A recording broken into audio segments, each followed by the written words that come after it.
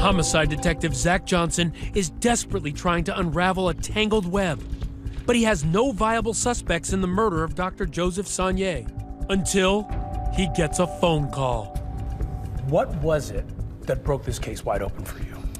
When Paul Reynolds called the police department. My name's Paul Reynolds. I'm trying to get some information to some folks, and we think we got a crime that happened down here in Lubbock. It's a homicide. Who is Paul Reynolds? Believe it or not, there are good people in the world, and Paul Reynolds is one of them. Reynolds is a registered nurse, down on his luck when a childhood friend named Dave Shepard offers to let him crash on his couch. He offers to tell police everything he knows. So I crashed on his couch. He kind of started in with just weird talk. According to Reynolds, Shepard starts acting strangely, telling wild, violent stories of killing a man in Lubbock. Incredulous, Reynolds Googles the information only to discover that the murder is real. And then these stories started to come out. Reynolds tells investigators that, coincidentally, Shepard is a good friend of none other than Rochelle's ex, Dr. Mike Dixon. The investigation takes a turn, zeroing in on Shepard. And tell me about y'all's relationship, how it evolved.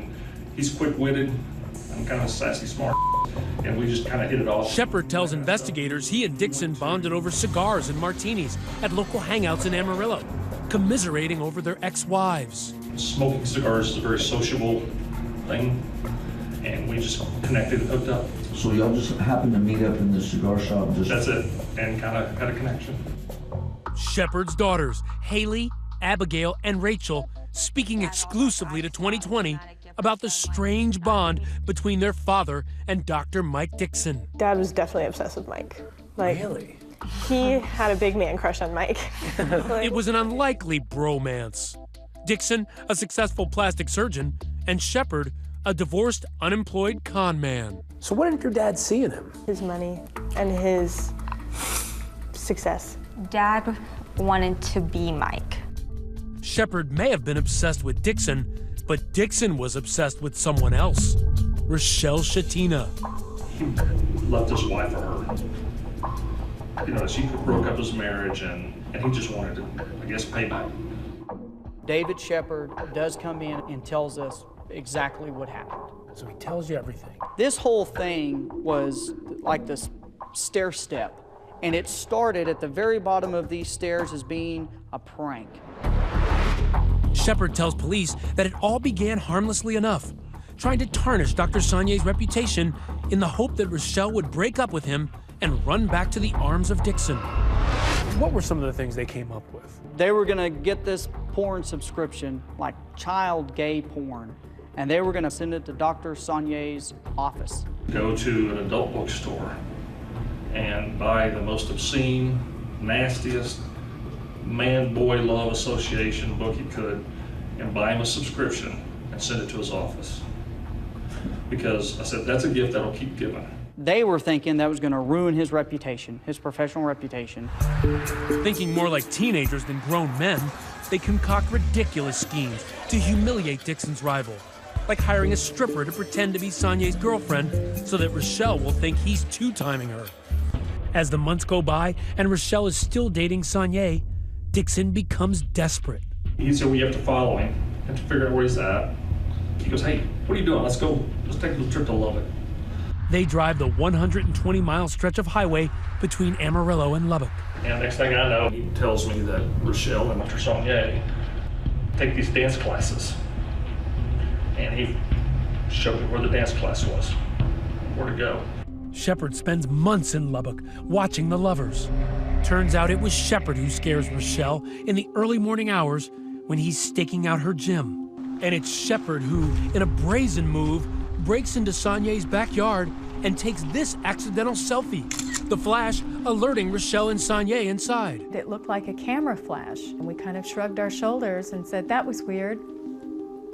Shepard fails to dig up dirt on Saunier, so Dixon grows impatient. Was there a specific act that he was wanting done? Was that what y'all were discussing? Yes. And what was that? He wanted him hurt, and then it gradually developed into having him killed. After hours of interrogation, an exhausted Shepard gives police a blow-by-blow of what happened that night. A full confession. July 10th, 2012 is the last night Shepard will stalk his prey. He breaks into Sonia's backyard, armed with a gun and a knife, and lies in wait. Sonia comes home, makes himself a drink after a long day at work. Suddenly, Shepard is at the back window. Pull the gun out of the bag with the Gatorade on it. I point the weapon with the bottle at him. Shepard pushes through the window and fires, emptying his gun into Sonia. The doctor somehow finds enough strength to stumble out of the room to get away. But Shepard is in pursuit and finds him in the garage, where he stabs him 11 times. He's laying on the floor, not moving, not breathing, nothing. I check his pulse in his neck. He's dead. There's so much blood, it seeps under the garage door to the outside. He's a murderer, he's a liar, he's a thief, he's an embezzler, he's lots of things. As far as his role in this, I think he was a pawn for Mike Dixon. So District Attorney Matt Powell offers Shepard a deal. Rat out his good friend, Dr. Mike Dixon, in exchange for a life sentence instead of a death sentence. But who will the jury believe? A respected plastic surgeon or a convicted con man? And would one of them not live to tell?